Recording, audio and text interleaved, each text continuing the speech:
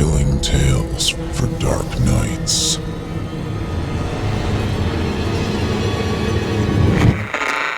Want to make sure you never miss a Chilling Tales for Dark Nights video again? Be sure to subscribe and hit that bell to turn on notifications. Chilling tales for dark nights.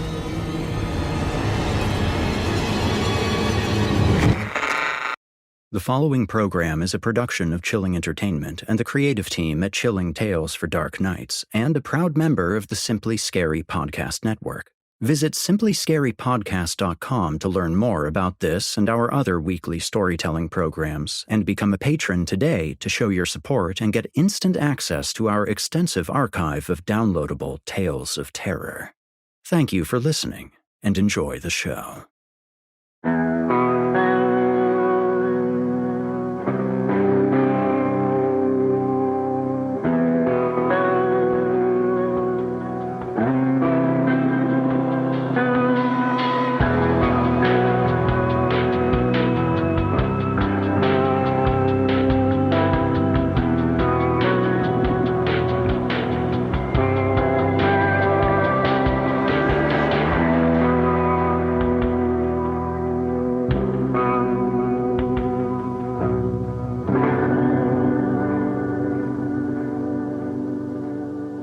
Disclaimer. Horror Hill is a horror anthology podcast bringing you scary stories from all corners of the internet and beyond. As such, certain stories include content that some listeners might find offensive. Specifically, one of tonight's stories includes a graphic dissection of an animal. Listener discretion is advised.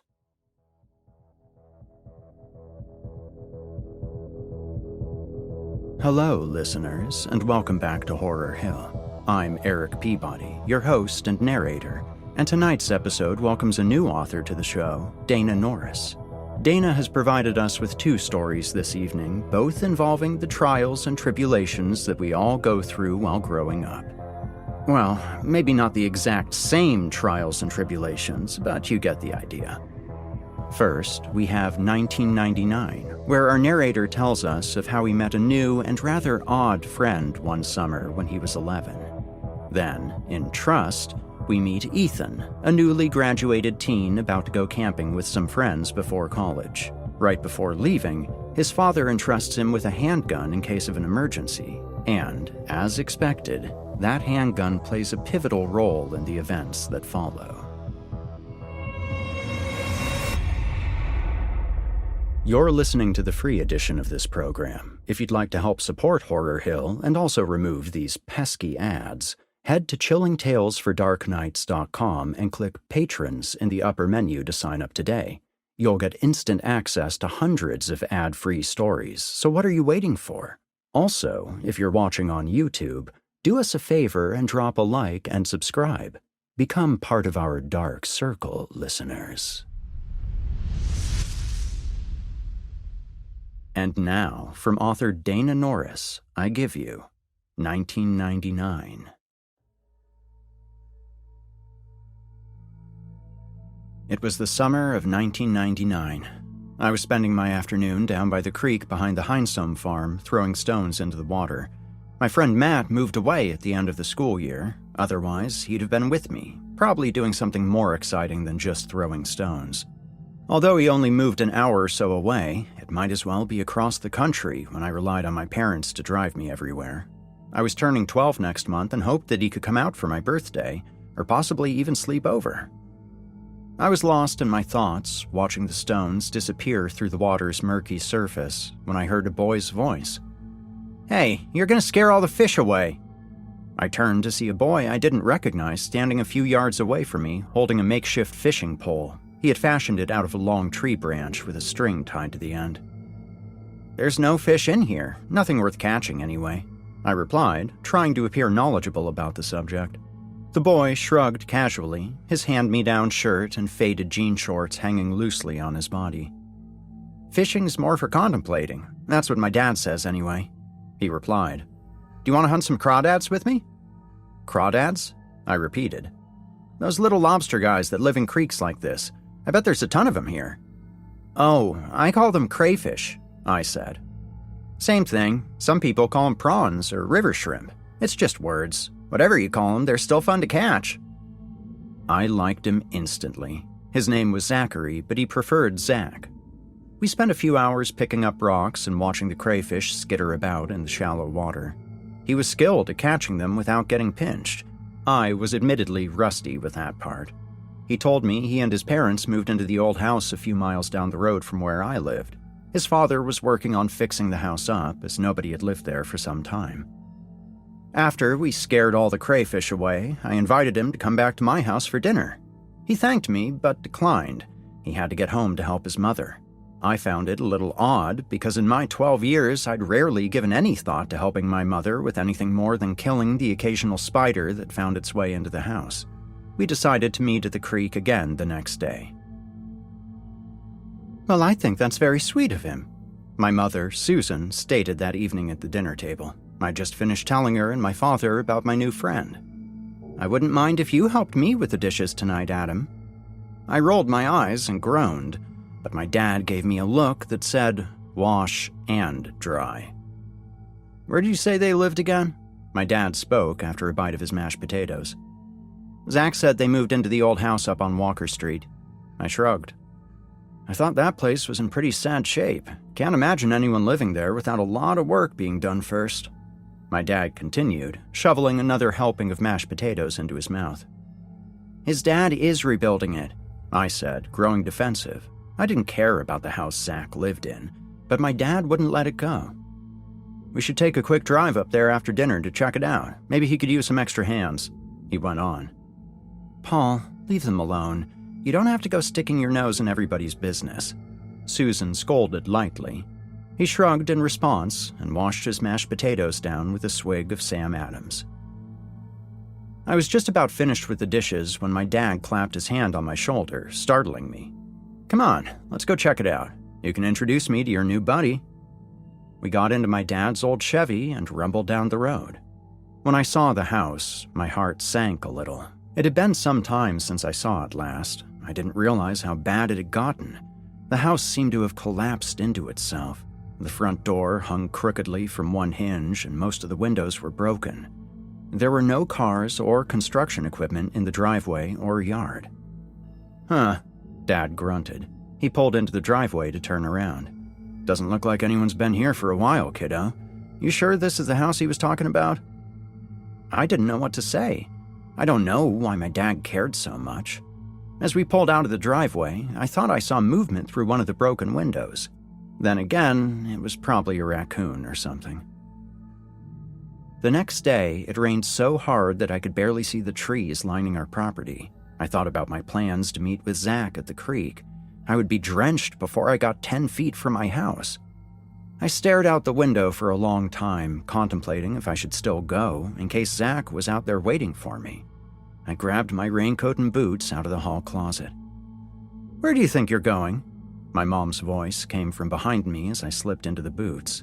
I turned around. "I was supposed to meet with Zach today by the creek," I said simply. My mom pursed her lips. "I don't think that's a great idea, honey. He's probably staying home today. Staying dry. You can hang out with him another day." I protested, but she held firm. I wasn't going outside after all. I paced the house tirelessly, hoping for the rain to let up. It was still drizzling the following day, but not enough to keep me cooped up. The air outside was humid, but smelled clean and pure. I trudged across the soggy lawn, wondering if Zach would be at the creek that day. The creek was flooded, with debris collected along the banks. I looked around for Zach, but he wasn't there. I turned back to head home when I heard the splash bloop of a large rock hitting the water. I wheeled around to see Zach standing on the opposite bank. He grinned at me and waved for me to follow him down the stream. I kept pace with him on my side of the creek, and he took me to a section where some logs and branches had formed a dam. "You can cross over here," Zach called above the noise of the rushing water. It was much deeper here than upstream. The current made dark swells on either side of the makeshift bridge. Zach saw me eyeballing the water. "Come on, don't be a pussy. You can do it. I did it, no problem." He beckoned with his arms. I had heard that word a few times, but each time it still struck me a little. I took a tentative step onto the closest log. It wiggled a little, but seemed sturdy enough otherwise. I looked up at Zach, whose eyes were fixed on me. Another step, reaching out to balance myself on a branch that protruded upwards. I kept moving forward until I reached midway and realized none of the branches ahead of me looked strong enough to support my weight. "You have to crawl. Spread your weight out more," Zach encouraged me. I continued, not wanting to seem like a chicken. The first step I took made the branch sag a few inches into the water.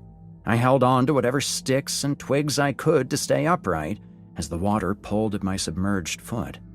As I lifted my right foot to continue, the branch snapped and my left foot plunged into the water up to my thigh. I grabbed for the smaller branches, but they didn't help. I kicked out, trying to find a rock or the bottom of the stream, to no avail. I was falling backwards into the water, and I was pulling the branches down on top of me. The water was cold from the rain, catching my breath in my chest as I went under. The current swept me further as I struggled to get back to the surface. Finally, I was able to get my head above water, and I saw Zach watching me with a strange look on his face. "Help me!" I cried out, still being dragged down by the current. This seemed to snap Zach out of that trance-like state he was in. He ran down the side of the stream until he was past me and plunged in. He swam out to me as I came by and grabbed my arm. The two of us eventually made it back to the bank, gasping for air. I was shaking badly, either from the cold water or adrenaline, or both. I looked over at Zach, expecting the same, but he seemed unfazed by the cold. "That was exciting," he said, eyes gleaming. I stared at him in disbelief. "Are you kidding me? My mom's gonna kill me," I spat. "I could have drowned, no thanks to you." "No thanks to me? I just saved your ass," Zach came back. "Only an idiot tries to swim against the current. I thought you would have known that, spending so much time here." I felt my cheeks burn and was thankful for the little heat that my anger provided me. "I should never have listened to you," I said bitterly. "If you hadn't, you'd never know what it's like to really live." Zach's eyes were wild. "You sound like a psycho. I don't have to almost drown to appreciate breathing," I snapped at him. Zach's face grew dark. "Don't call me that." He looked different. He looked almost menacing, with his chest heaving, dark hair matted down on his head. "Whatever, man," I said, trying to de-escalate the situation. "But you did it!" he exclaimed brightly. "See, you're on the other side now." He waved his hands. I looked around. We were much farther downstream than I expected. I didn't want to even think about trying to cross the stream again.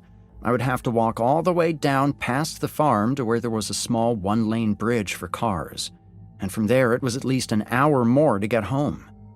I told Zach I had to go home to change out of my drenched clothes. He complained a little bit, but eventually let me go in peace. I invited him to come with me, but he declined, saying he should go home to change clothes as well. I was partly relieved when he said no. I wasn't too eager to spend much more time with him that day, but I knew my mother would take it easier on me if I had a friend there.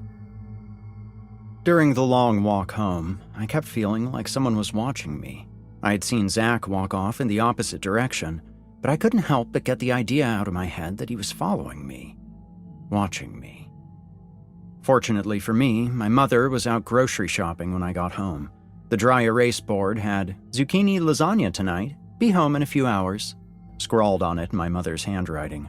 I grimaced at the idea of zucchini replacing pasta.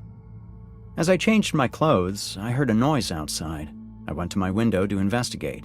It was Zach, standing in my backyard. He was still wearing the same clothes, but they looked dry somehow.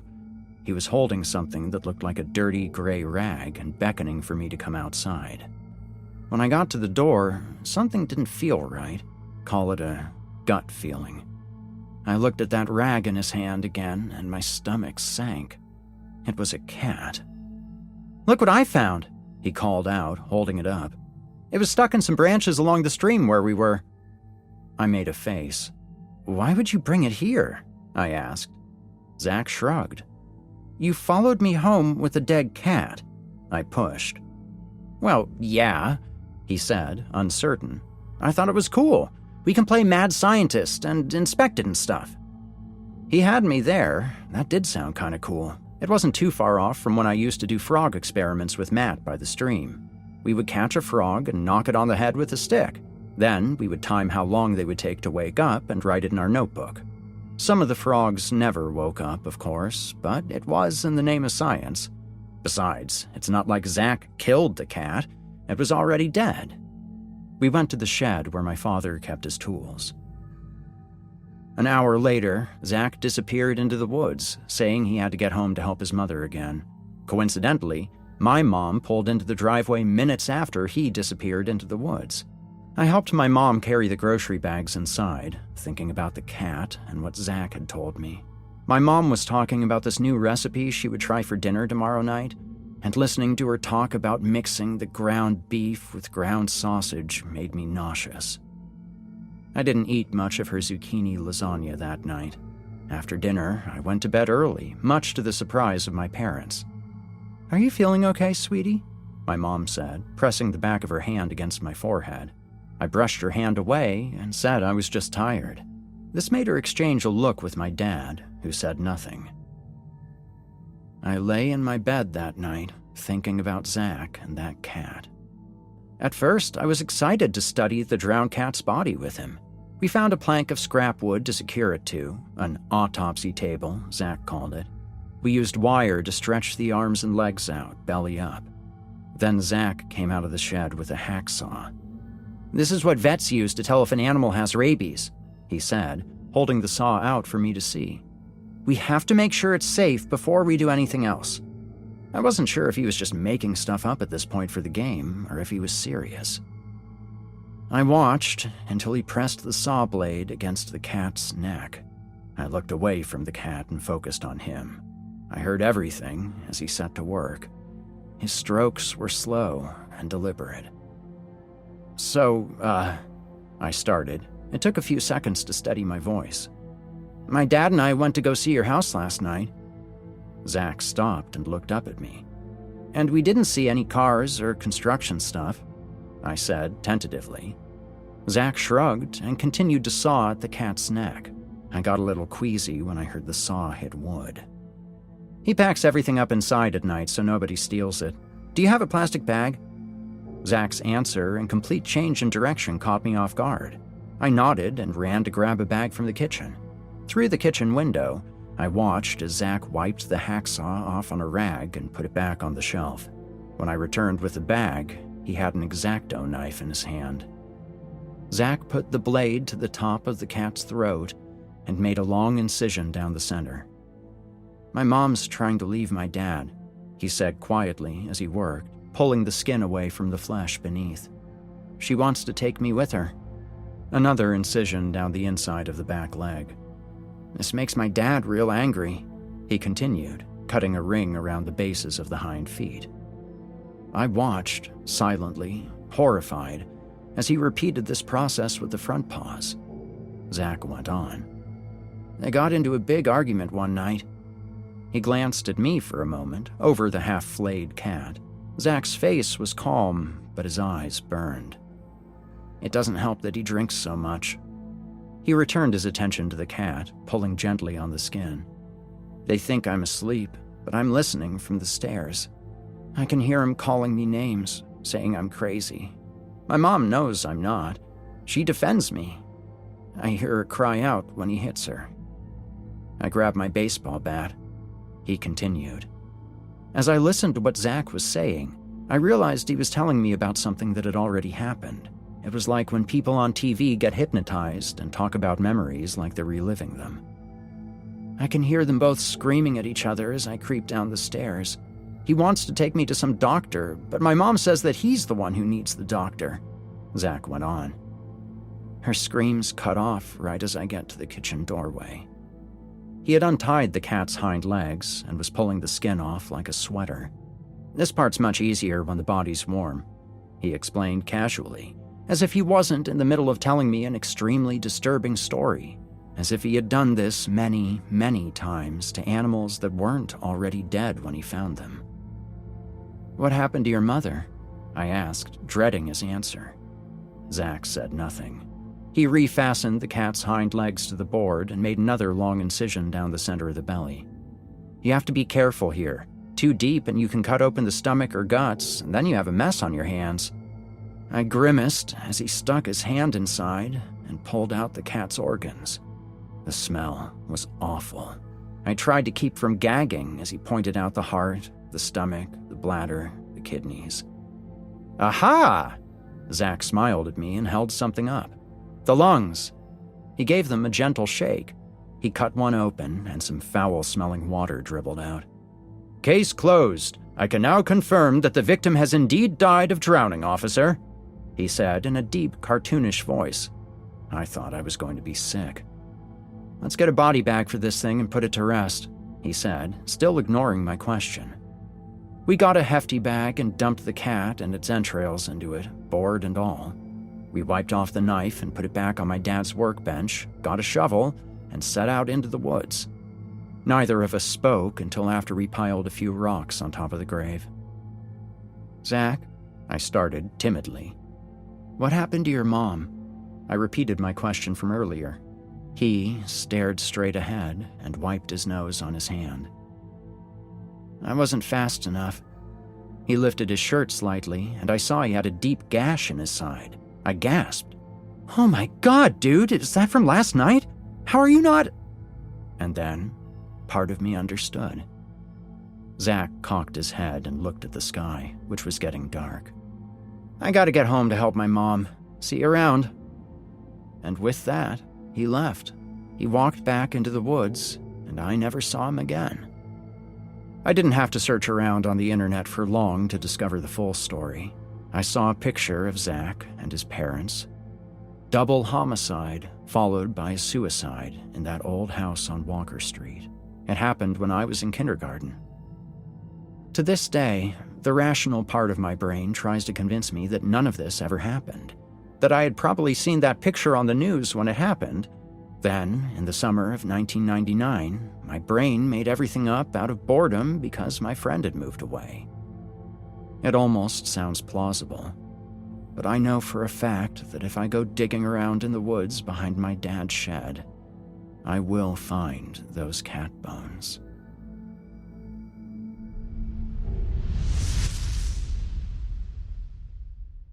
You've been listening to 1999 by Dana Noraas. Next, here's Trust, also from Dana Noraas.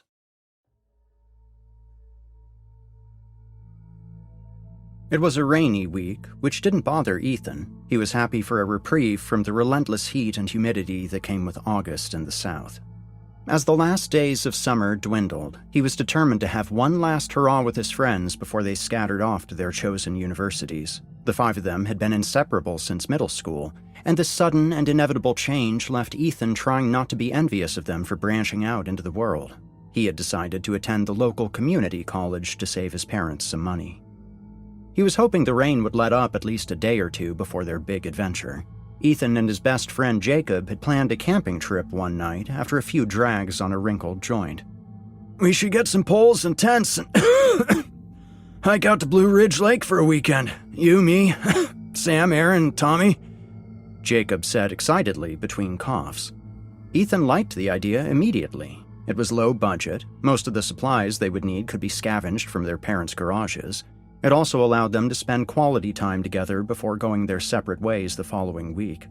Ethan knew that quality time was a term to be laughed at by the rest of his buddies, so he didn't say those exact words out loud when suggesting the idea to them.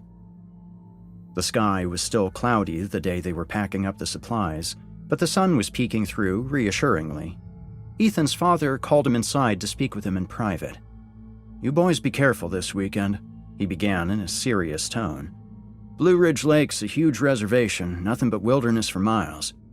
Ethan braced himself, knowing his father was about to give him the typical be safe, make right choices speech. But when his father produced a small black case from under the kitchen table and handed it to him, a slight chill ran down his back. His father was giving him his handgun. "This is for emergencies only. There are a lot of wild animals out there that have learned a campsite can be an easy meal ticket." His father held onto the case and looked Ethan in the eye for a moment before releasing his grip. Don't tell your friends you even have it with you. They'll want to see it. I trust you to be responsible with it, but I can't say the same for your friends, especially Sam. Keep it locked up and hidden at all times." "I will," Ethan promised solemnly. His father smiled and clapped him on the back. "I'm sure you won't even need it, but it's always better to be prepared in case you do. Have fun this weekend, kiddo." Once the gear was loaded into Jacob's truck, the boys waved goodbye to Ethan's parents and took off down the road. On the highway, the suburban surroundings quickly gave way to a thick wall of towering pine trees. In this area, it didn't take long to transition from civilization to complete and utter wilderness. Ethan always liked that about where he lived. Years ago, his father would take him on fishing trips, and he would pretend they were hunter-gatherers in ancient times. It felt like they were in an alternate reality where there were no cars and large cities, only the sounds and smells of the forest and its inhabitants. The boys took their exit and said goodbye to the highway, modern plumbing, and decent cell phone signals. Ethan couldn't help but feel a little giddy as they finally pulled into the parking lot of the campground office. As often as he had gone camping with his father, this was the first time he and his friends went completely on their own. He and Jacob went into the office to check in. The walls of the office were filled with maps of the park and a few poorly executed taxidermied animals. One of them was a brown rabbit with antlers attached to its head behind the ears. The placard underneath read, "The Elusive Jackalope," which made Ethan smile. "Hello, boys. What can I do you for?" The elderly man behind the front desk smiled at them. He looked like a seasoned outdoorsman, with unkempt hair and a strong jawline grizzled with silver stubble. "Just checking in for the weekend," Jacob responded politely. "Ah," the man said as he pulled out a massive binder. He set it on the desk and paged through it. "Last name?" "Connolly." "I see. Well, boys, it looks like you're in luck. Rains didn't hit us too hard out here in the mountains, so it shouldn't be too muddy." The man stared at the boys for a moment before adding, "I'm sure you boys don't need me to remind you that alcoholic beverages, fireworks, and firearms are not permitted in the park." Ethan immediately thought of his father's gun tucked away in his duffel bag.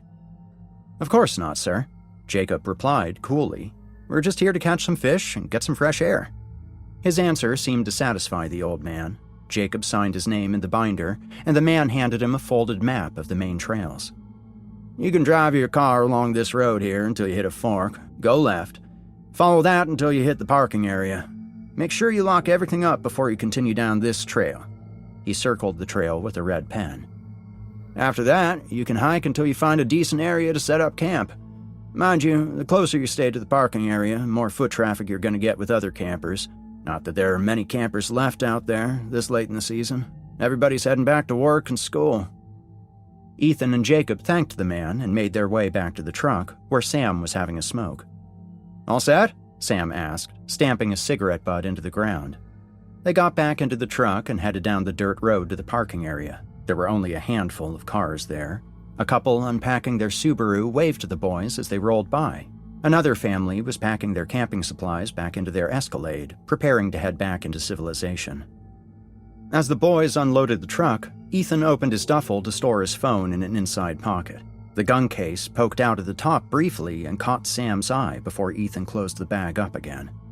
"Hey, what's that?" he asked. Ethan pretended not to hear his question and slung his bag over his shoulder. "We should get a move on, guys. I don't feel like sleeping under the stars tonight."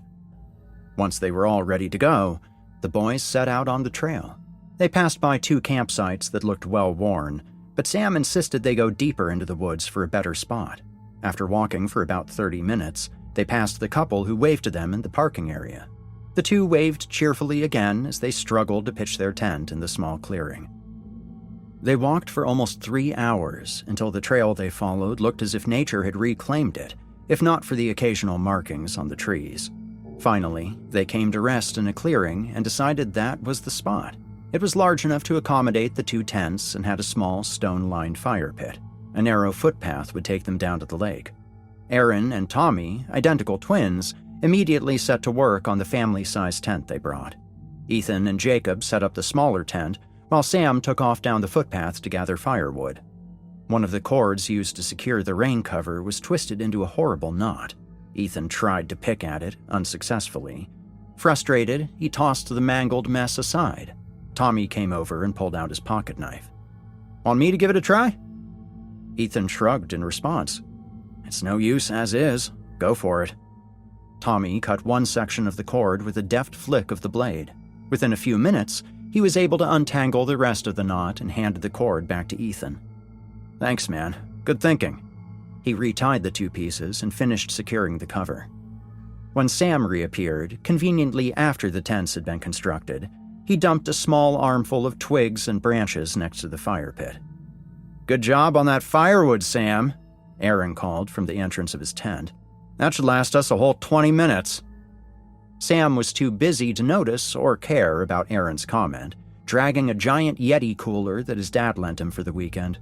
He positioned it next to the fire pit and opened it to reveal a bottle of whiskey and a case of beer, along with their food provisions. "I was getting a bit thirsty," he said with a smirk as he cracked open a can. "Anybody else?" The rest of the boys eagerly joined him, but Ethan hesitated. "We're not supposed to have any booze in the park," he began. "We're all underage. What if somebody reports us?" "Relax," Sam said dismissively, pushing back his dark hair. "We haven't seen anybody for hours." Watching his friends slurp down their beers, Ethan shrugged and took one. "Just make sure we pick up all the trash," he added before taking his first sip. They gathered more wood after their beers and soon had a nice fire going. The twins took the two fishing poles and disappeared down the footpath to scout out good fishing spots. Sam, who had 3 beers and the time it took the rest of them to finish their first, decided it was time for a nap and retreated into the larger tent. Ethan and Jacob sat staring into the fire, enjoying the peace. As much as Ethan enjoyed being deep in the woods, he also found himself uneasy as he took in their surroundings. He looked around and thought about how easy it would be for an animal, or person, to watch them from a distance without ever being detected. The forest floor was covered with a thick layer of soft pine needles that absorbed the sounds of footsteps. That night, they had hot dogs for dinner as the twins returned empty-handed from their first fishing excursion. They did, however, find a baby deer and its dead mother down near the lake. They said it looked as if the deer had been shot, despite hunting season not starting for a few months. This brought the mood down significantly, and the boys fell silent, picturing the baby deer curled up against its dead mother, as the twins described. Aaron said they had tried to catch it, but it always ran off to hide in the nearby brush, unwilling to leave its mother. Sam joked that they were actually standing on an ancient Indian burial ground. They all laughed, too easily, relieved to have any excuse to switch subjects. Soon, they were passing the bottle of whiskey around and toasting to old friends and new beginnings.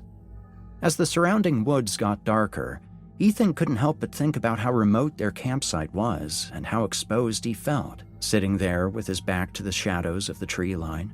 He thought about the dead deer. He did his best to shake the feeling and enjoy his time with his buddies. The whiskey helped a bit.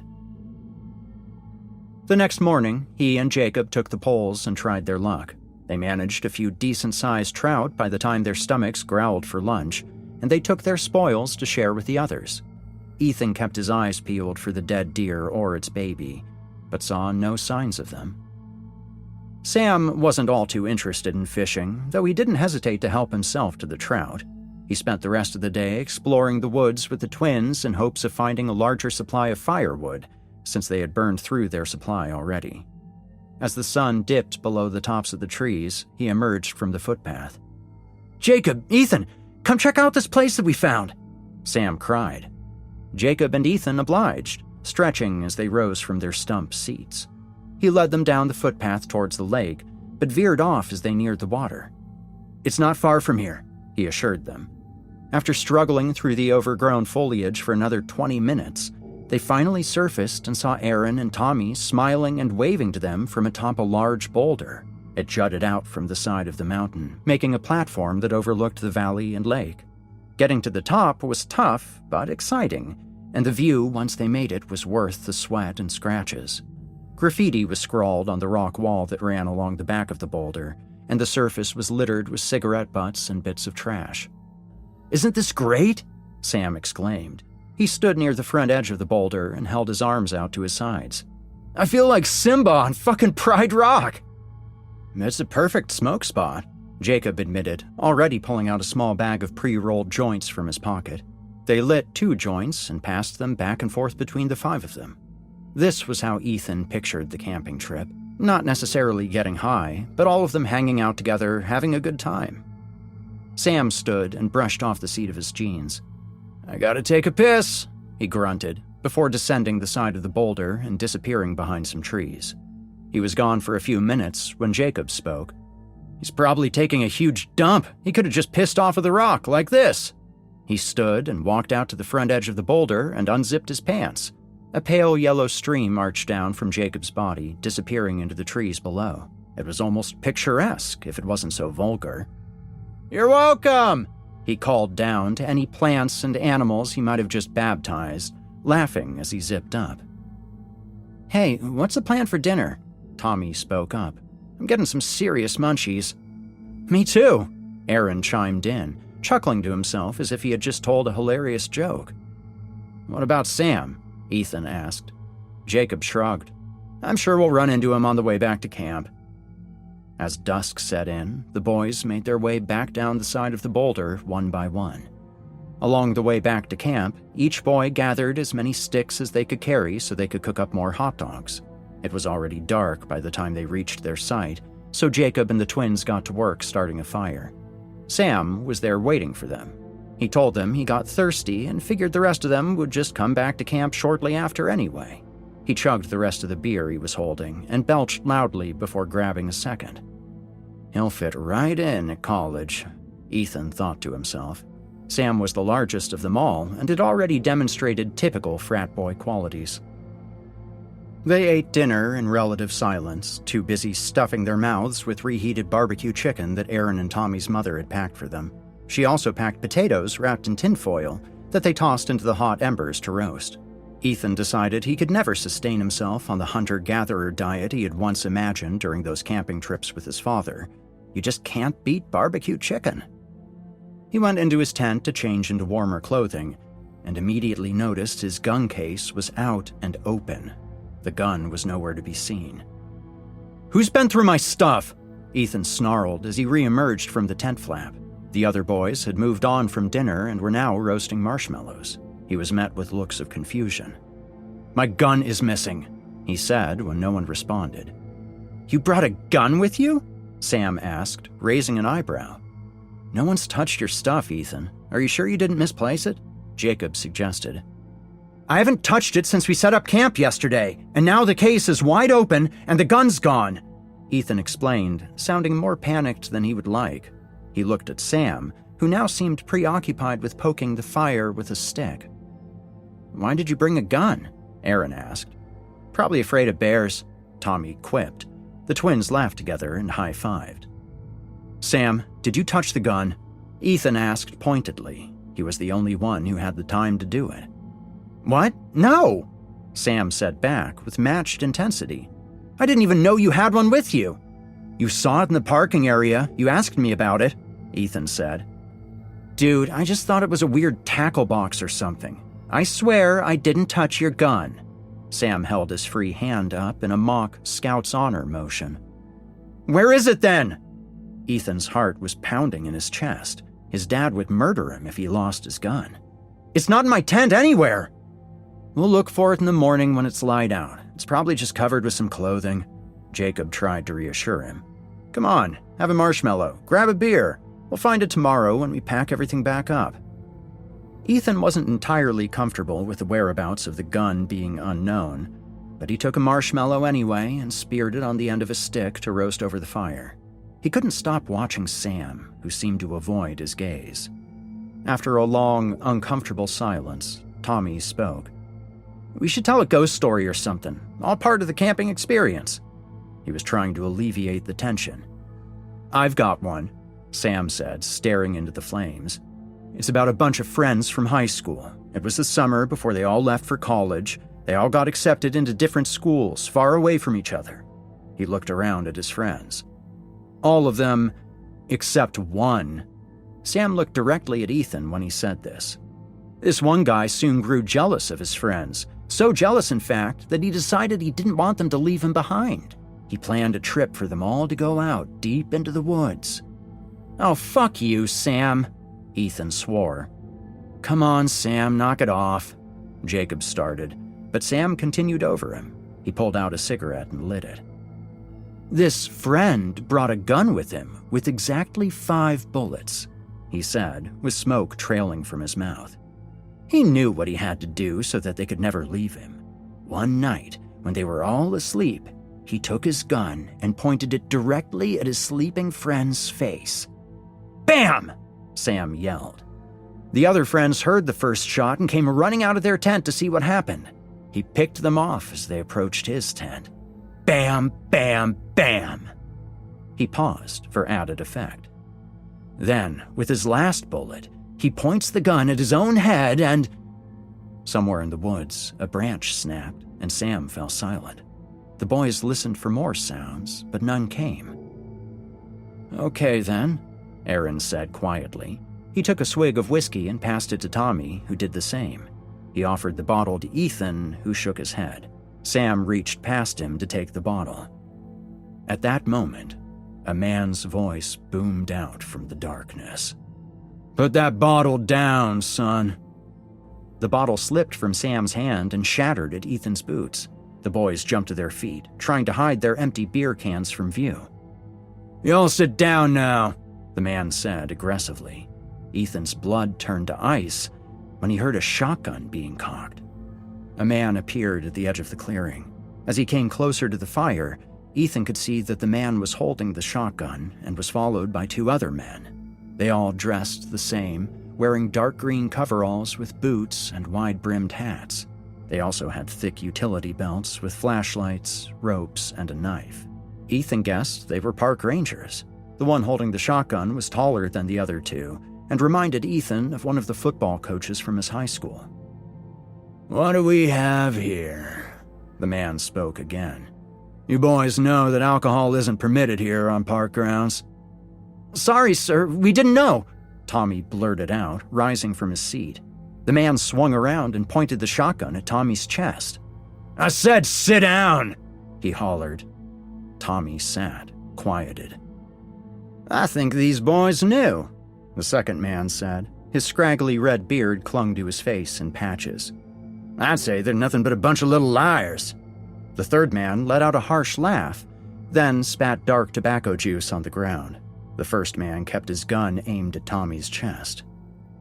"Now I want all of you to put your hands behind your head and stand up. Slowly," the man said. Ethan and his friends glanced around at each other before following the man's orders. "Turn around." The boys slowly turned their backs to the men, uncertain of what would happen next. Ethan made eye contact with Jacob. His forehead was slick with sweat. "Ass forward!" barked the second man, whose voice sounded much closer than before. Ethan heard Jacob grunt in surprise as the man's hands roughly patted him down. When he pulled out the baggie of pre-rolled joints, he cried out in delight. "Aha! What do we have here?" He stuffed the bag into his pocket and made his way over to Ethan. Ethan was starting to understand these men were not rangers, and that realization put a knot in his gut. The smell of alcohol came off the man in waves as he groped Ethan's body. Under the watchful eye of the man with the shotgun, the third man had started the pat-down procedure at the other end of the line. Aaron was saying something that Ethan couldn't make out, but it resulted in a slap to the back of his head. Aaron stood quietly after that. On Tommy, they quickly found his small pocket knife and confiscated it, which brought the missing gun to Ethan's mind. "All clear, boss," the second man spoke as he finished frisking Sam. He towed the broken bottle of whiskey at Sam's feet. "What a pity," he mumbled. "Next order of business," the boss announced, walking around to face the boys. "We're gonna find out who this belongs to." He reached behind his back and pulled out a 9mm handgun, Ethan's father's gun. Sam's head immediately whipped around to face Ethan, who could only open his mouth, speechless. The boss laughed. "I guess that was pretty easy then. Is this your gun, boy?" He held the gun out for Ethan to see. Nervously, Ethan nodded. These men must have been through their campsite while they were out on the rock. He was even more shocked when the man slapped the gun into his hand. "Come with me." The boss placed a meaty hand on the back of Ethan's neck and steered him so he was standing a few feet from the rest of his friends. One man shoved Sam to fill the gap that Ethan left in the lineup. "These two," the boss said, walking around the twins. "Pick one." Ethan looked at the man blankly, then at Aaron and Tommy. I don't know," Ethan started. "I said pick one!" the man roared, making them all jump. "Tommy!" Ethan blurted out, not knowing what he had just done. "And which one of you might be Tommy?" The boss was standing behind them now, his head jutting between theirs. The sudden transition in the man's voice, from fury to soothing calm, was unsettling. Tommy shakily raised his hand from behind his head. "Nice to meet you, Tommy," the man said coldly. He stepped back, raised his shotgun, and aimed at the back of Tommy's head. Ethan and the other boys screamed as they watched Tommy's head explode into a shower of blood and brain matter. Ethan would never forget the sound or sight. Aaron fell to the ground with his brother, screaming wildly. He made a move to tackle the boss, but was met with a swift kick to the face. He slumped next to his dead brother, subdued. Jacob moved to come to his aid, but stopped when the smaller, boozy-smelling man pulled a large hunting knife and poked, almost delicately, at his chest with it. Sam made no move, just stared in silent horror at what remained of Tommy's head. Mark held out his hand to silence his wife, Julie, but she had stopped talking to listen to the sound of pained screams coming through the trees. They sent chills down her spine. The two sat for a moment, bristling with alarm as the screaming abruptly ended. "That was a gunshot, wasn't it? Do you think they're hurt?" she asked him anxiously, getting to her feet. "I don't know," he answered. "Fireworks?" she suggested hopefully. "Maybe it was one of those mortar things." He shook his head. "No, those have two booms, one to launch and one when it explodes." They listened for anything else that could imply fireworks, but the woods around them were now eerily silent. Mark spoke first. "We'd better head over to see if everyone's okay." He went to the tent and returned with a pair of flashlights. "Mark, wait. If it was a gunshot, shouldn't we go to the park office to get help?" Julie said. He paused and thought about it. "Maybe. I really don't know. It sounded like someone was hurt badly, but you're right. It could be dangerous." He ran his fingers through his hair, frustrated. "You go back to the office and call the police. I have to go see if they need help. Immediate help." Julie grabbed his arm. "No, Mark. We're not splitting up in the woods at night after hearing a possible gunshot. You're not at work right now. You don't have to rush off to save someone." "But," he protested. "No," she cut him off. "It's at least a 20-minute hike back to the office. Who knows how far away those people are?" Mark knew she was right. The way those screams echoed through the woods made it clear they were coming from quite a distance. "We need to hurry then," Mark finally answered. The two took off at a run. Ethan's hands were sweating as he raised his gun and pointed it at the boss. Tears threatened to blind him until they streamed down the sides of his face. "Do it, Ethan!" Jacob yelled. "Kill these motherfuckers!" The other two men were crouching behind Sam and Jacob, using their bodies as shields. The boss laughed. "Go ahead, son. Get a taste!" He held his arms out to the side, shotgun dangling loosely from his right hand. Ethan took aim at him. His hand was shaking so badly that he had to steady it with his other hand. He braced himself and pulled the trigger. Click. "You got a pair after all," the boss mused. "You really think I'd be stupid enough to hand you back your gun without taking all the bullets first?" Ethan struggled to release the clip. He knew how to shoot a gun, but he was less familiar with the moving parts. When he found the release button, the clip slid out, empty. The third man came and took the gun out of Ethan's hand. With a zip tie, he secured Ethan's wrist together behind his back. The second man tied Aaron, who sat there numbly staring at his brother. "Stand up," he ordered gruffly, prodding Aaron in the back with his boot. "James," the boss spoke, "take those two over that way." He gestured towards the trees vaguely with the shotgun. "David, take this one." He nodded at Aaron. The man named James shoved Sam and Jacob hard and marched them into the woods, poking at their backs occasionally with his knife. David spat again, took Aaron by the arm, and led him off in a different direction. Ethan was soon left alone with the boss. He couldn't bring himself to look at Tommy without a wave of nausea twisting his gut. "You, come with me." The boss approached Ethan and pushed him down the footpath toward the lake. As they got farther away from their campsite, the light from the fire faded. Somewhere nearby, he could hear one of the men, James, telling Sam and Jacob to sit down and hold still. The boss put a hand on Ethan's shoulder, bringing him to a halt when they heard the sounds of a struggle. A man cried out in pain. Someone was clumsily crashing through the woods. "Run, Jacob! Get help!" Sam's voice cried out. They listened as Jacob fell to the ground, grunting loudly. And then he screamed. Ethan cringed when he heard the repeated sound that a knife makes when it cuts into a slab of meat. Jacob's screams became distorted. His voice sounded strangled, and his cries gurgled before he went quiet. Ethan bent over and retched as he pictured what was happening to his best friend. "Everything under control, James?" the boss called out. "Motherfucker bit me!" James answered angrily. The boss chuckled softly and squatted down next to Ethan. "Why are you doing this to us?" Ethan said, after spitting out the residual bile in his mouth. The boss grabbed him by his shirt and dragged him to the nearest tree. Ethan kicked at him as hard as he could. His left foot contacted the man's knee, causing him to go down. With his arms still tied behind his back, Ethan struggled to his feet. He kicked at the man's head, but the boss caught his leg as he came in for the second kick and stood abruptly, holding Ethan's leg tight to his torso. This caused Ethan to lose his balance and land hard on his back. Searing pain ripped through his right arm as Ethan landed, and he heard a loud snap.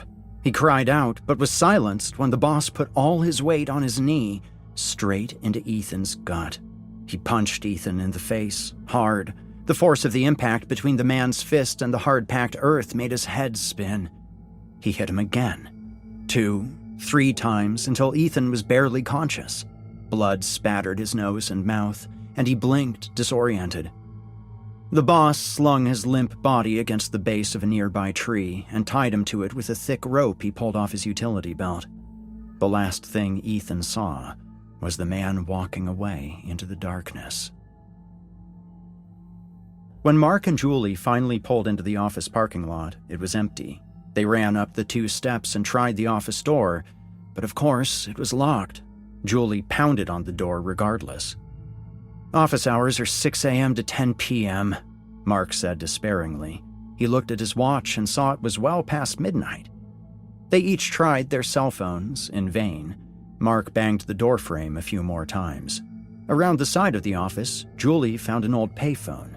It looked ancient, probably hadn't been used in years, but she picked the phone up and dialed 911. "Hello? Yes, I'd like to report a..." She trailed off, trying to describe the situation. "We're at the Blue Ridge Lake Reservation. We think we heard a gunshot and some screaming. Can you please send someone out here to check it out?" She paused as she listened. "I see. Please, tell them to hurry." She hung up. Mark appeared at the edge of the office's front porch. "Did you get the police?" She nodded. "The dispatcher said it might take up to 2 hours for someone to get out here. She told us to wait here, at the office." They walked around to the front steps and sat. After a moment, Mark spoke. "We're really just going to sit here and wait for him? People might need immediate help." He trailed off as they heard footsteps approaching from within the office. A light went on, and Henry, the old man who had checked them in, appeared at the door. "What's going on?"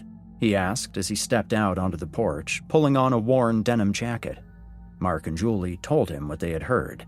He thought for a moment, his bushy eyebrows furrowing. "I think I might have an idea who it is. We've been having some issues with poaching on the reservation the past few years." Henry disappeared back into the office briefly, before re-emerging holding an old revolver pistol and a .38 Special. "Do you know how to handle a gun?" He was speaking to Mark. "Me? No, not really." Mark chuckled nervously. "I'm an emergency responder. I usually just patch the holes these things make." "I can shoot," Julie said, speaking up. Henry turned and looked at her with surprise, then nodded. He handed her the .38 caliber and said, "We'll take my truck. It's around back." "What about the police?" Mark asked. "They told us to wait here for them." The old man shook his head. "I'm willing to bet they'll take their sweet time getting here. Unless somebody finds and reports an actual body, they just assume it's likely to be a waste of their time driving all the way out into the mountains. It usually is. Kids go missing, parents panic and call the cops. 9 times out of 10, the kid shows up before they even get here. This park, unfortunately, has a history of crying wolf to them, so to speak." When Ethan woke up, the first thing he felt was his right arm, throbbing. How long had he been unconscious? In the distance, he could see that their fire had long gone out. It was just barely getting light. His body was stiff and numb, and the chill in the air made it worse. He pulled against the rope, but it was tied tight, and the pain in his arm forced him to stop. Panting from his effort and sheer panic, Ethan did the only thing he could do. "Help! Somebody help! Please! Somebody help me!" he screamed. Ethan heard footsteps crunching toward him and screamed louder, but his heart sank to his stomach when he saw the 3 men who appeared before him. "Finally awake, I see," the boss sneered at him. His shotgun was missing. "Your other friends kept us company while you were out." David and James both chuckled at this, and Ethan noticed with horror that they all had dark bloodstains on their clothing. "Untie him and let him see our handiwork." James cut through the rope with his knife, which had dried blood on the blade, while David held on to Ethan. They yanked him to his feet, cut the zip tie holding his hands, and shoved him in the direction they wanted him to go. He thought about running, but his body was still so stiff and sore from being tied down to that tree, he knew he wouldn't make it far. He cradled his injured arm to his chest, his mind racing through all the possibilities and outcomes. None looked good for him. Ahead of him, he could see a form on the ground. He knew it was Jacob before he got close enough to see. Jacob was lying on his back in the dirt, with his hands still tied behind him. His skin had turned a pale, waxy yellow, and his face was twisted into a horrific sneer. His chest and stomach were covered in stab wounds, some gouging deep enough to spill some of his intestines out the side.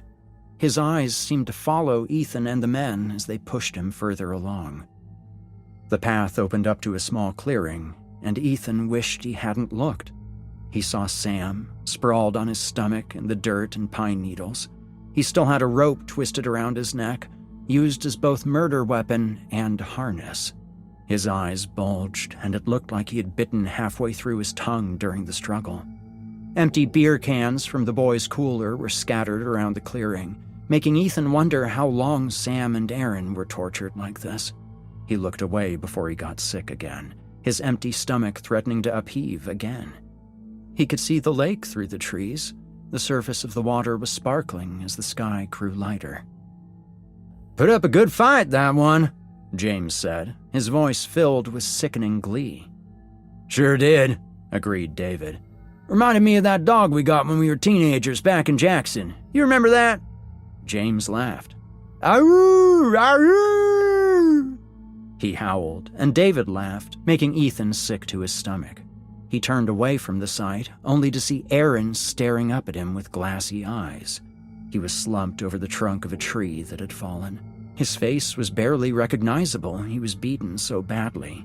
Several of his teeth littered the forest floor before him. Then, Ethan saw the shotgun resting against the trunk behind him. A hole had been torn through Aaron's torso, nearly cutting him in half. "Let's get this finished up. It's getting late," the boss said in a tone that sent chills through Ethan. They've done this before. In the growing light, Ethan could see now that he must be James and David's father. The 2 men were still guffawing and carrying on when the boss whistled sharply. They fell silent. In the distance, they could hear a diesel engine crunching through the overgrown trail. They could see nothing, but they heard a car door slam. "Hello?" A woman's voice called out, followed by a man's. Someone was looking for them.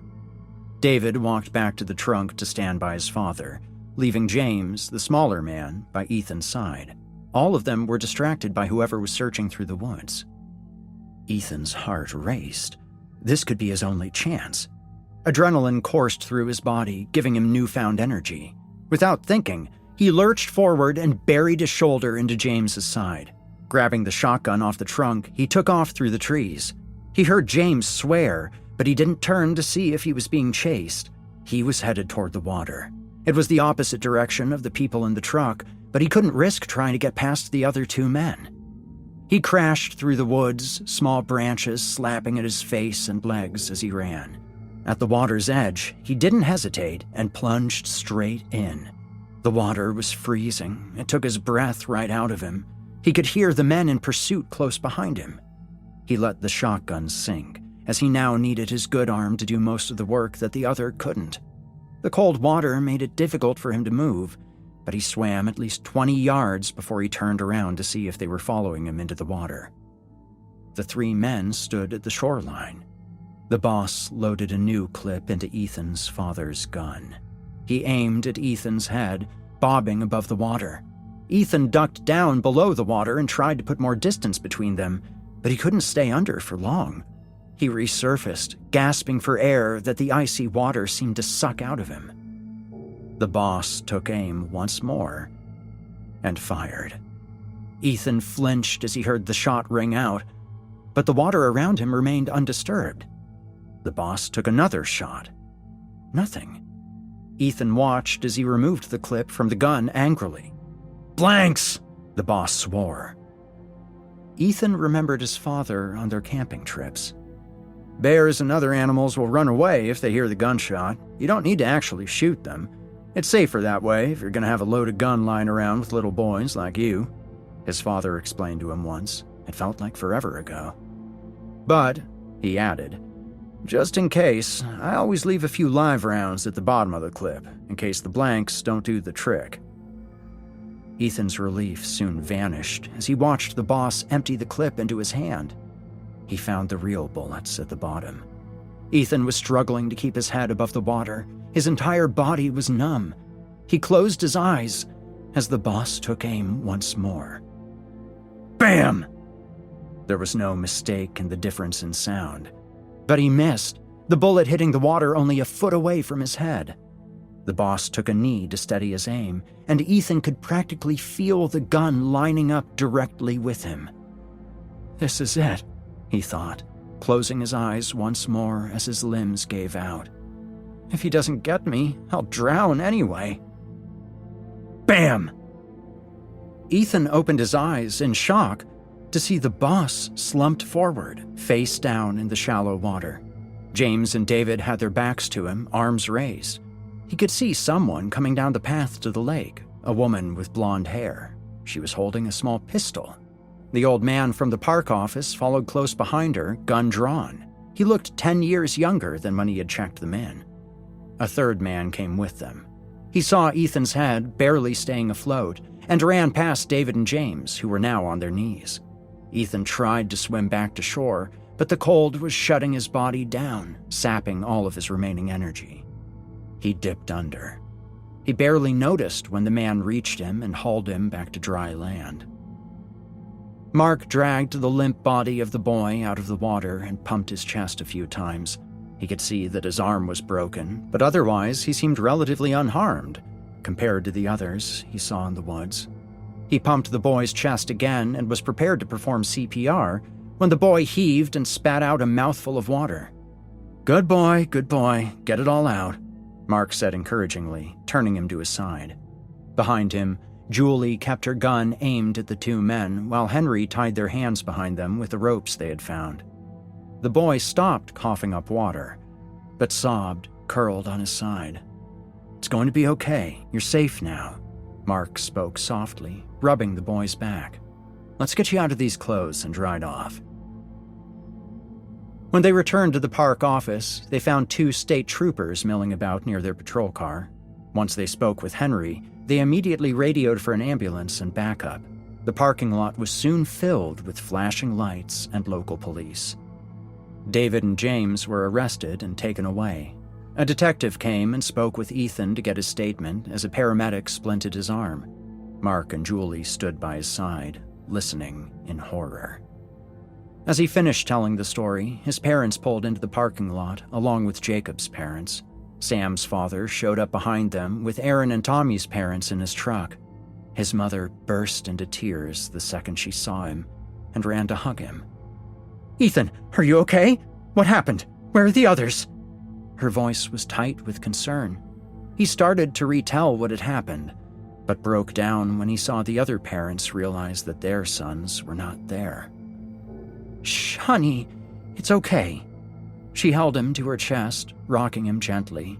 They watched together as the medics pushed carts carrying his friends in zipped body bags. Ethan would never forget the sound of the twins' mother shrieking when she pushed past them, insisting on seeing her sons. Their father had to catch her and turn her away, her screams echoing through the park. Jacob's parents sat together quietly, mourning their only son. Sam's father was talking to some officers, his voice rising in anger, unable to accept what they were telling him. "Dad," Ethan spoke finally, "those blank bullets in the gun, they saved my life." His father looked at him confused. "He tried to shoot me when I was in the water." Ethan's father said nothing, but hugged him and his mother with tears in his eyes.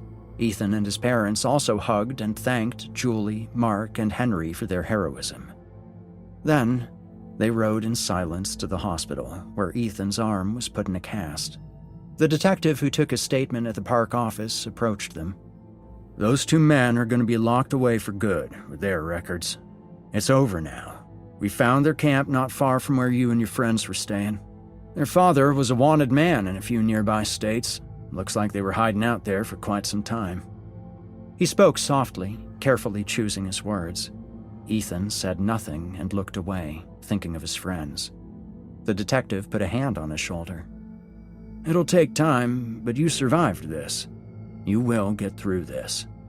He offered several pamphlets to Ethan's parents about PTSD therapy and treatment. Ethan just wanted to shut the world out. He wanted to go home and curl up under the blankets on his bed and stay there for eternity.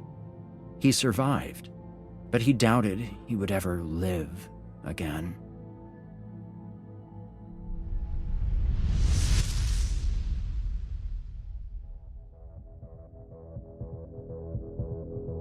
You've just heard Trust by Dana Noraas.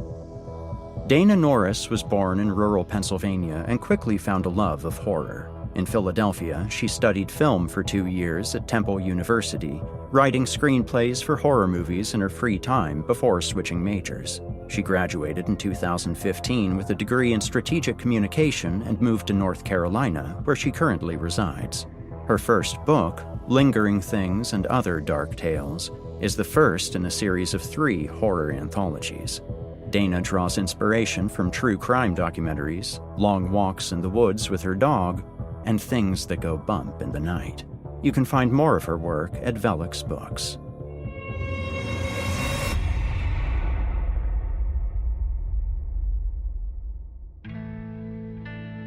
And that, friends, closes out tonight's episode. I'd like to mention that the version of Trust you just heard was edited slightly, with the author's permission, to remove a few particularly gruesome aspects.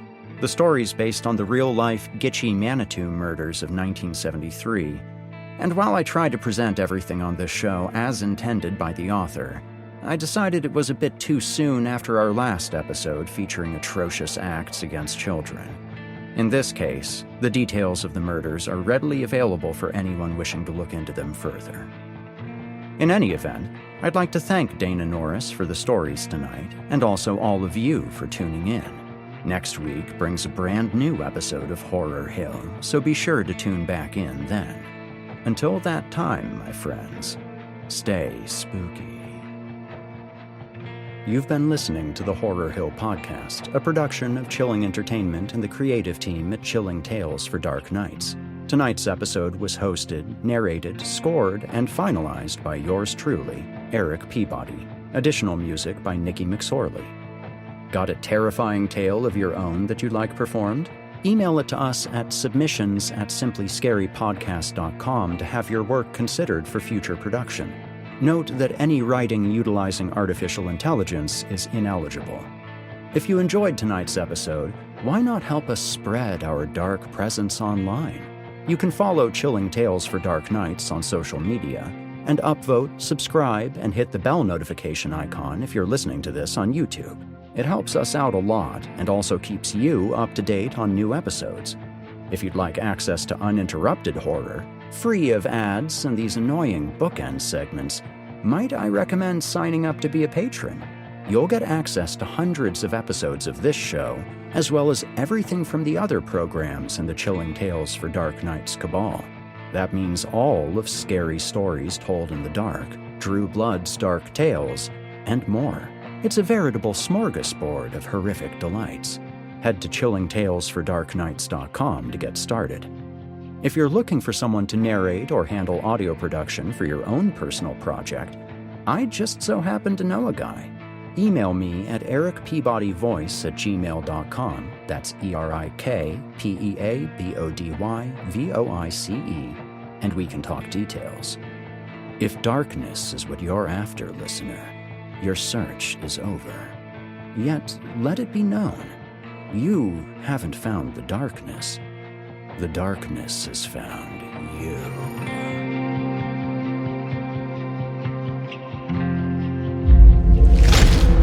Chilling Tales for Dark Nights.